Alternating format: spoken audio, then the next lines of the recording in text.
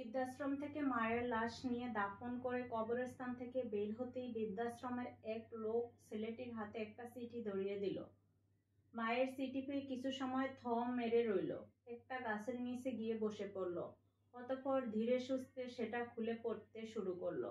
প্রিয় আব্বাজান, তুমি আমার একমাত্র কলিজার টুকরা। না না, কলিজার টুকরো বললে ভুল হবে, আমার কলিজাটাই তুমি বাজান। তোমাকে আমি অনেক ভালোবাসি। তুমি খুব ছোট থাকতে তোমার বাবা গাড়ি দুর্ঘটনায় মারা গিয়েছিলেন। আমার অল্প বয়স। তোমার নানানি আমাকে আবার বিয়ে দিতে চেয়েছিলেন, কিন্তু তোমায় মানুষ করার জন্য আর বিয়ে করিনি। তোমার দাদি আমাকে তাড়ানোর অনেক চেষ্টা করেছে, ঠিকমতো খেতে দেয়নি, সব কাজ ঠিকই করিয়ে নিত, কিন্তু খেতে দিত না, আমায় মাথার তেল পর্যন্ত দিত না, কিন্তু তোমায় অনেক ভালোবাসতো, তাই আমিও সবকিছু চুপচাপ মেনে নিতাম। তার মতে আমার জন্য অকালে ছেলেকে হারিয়েছে, এর জন্য নাকি আমি দায়ী। তোমার দাদির অমতে আমি আর তোমার বাবা বিয়ে করেছিলাম, কত স্বপ্ন ছিল আমাদের, কিন্তু একটা দুর্ঘটনা সব শেষ করে দিল। তোমার বয়স 5 বছর, তোমার দাদি মারা গেল, আমি তোমাকে নিয়ে একা হয়ে গেলাম। তিনি আমায় ভালো না বাসলে কি হবে, আমি তো ভালোবেসেছিলাম। তার কাছে তোমায় রেখে কাজ করতে যেতাম, এখন আমি তোমায় একা রেখে কেমনে যাব?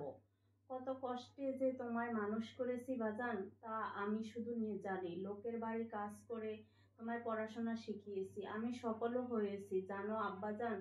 আমি যে বাসায় কাজ করতাম সেই বাড়ির ছেলেটাও আমাকে মাঝে মাঝে দেখতে আসে। আমি তাকে কোলে পিঠে মানুষ করেছি, সে বাবা মাকে হারিয়েছে অনেক আগেই।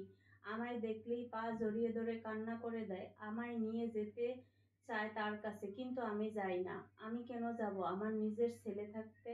আমার আব্বাজান আমায় একদিন ঠিক নিয়ে যাবে তার কাছে, সেই আশায় পথ চেয়ে থাকতাম। তুমি হয়তো ভাবছো তোমার মূর্খ মা চিঠি কেমনে লিখতে জানলো।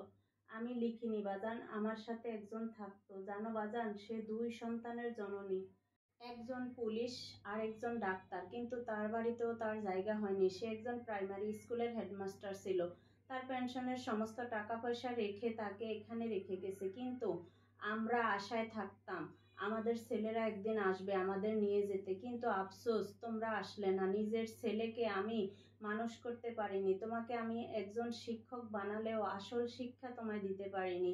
আমার কিছু গোছানো টাকা ছিল, আমি বৃদ্ধাশ্রমে দিয়ে বলেছি তোমার ছেলে যখন তোমায় এখানে রেখে যাবে তোমায় যেন ভালো খাবার দেয়, তুমি তো খারাপ খাবার খেতে পারো না বাজান। আর মাছ রান্না করলে যেন মাছের মাথাটা তোমায় দেয়, তারা আমায় কথা দিয়েছে দেবে। আমার অসুস্থতার খবর শুনেও তুমি আসোনি, শেষবার তোমায় দেখতে চেয়েছিলাম, কিন্তু তুমি আসলে না বাজান।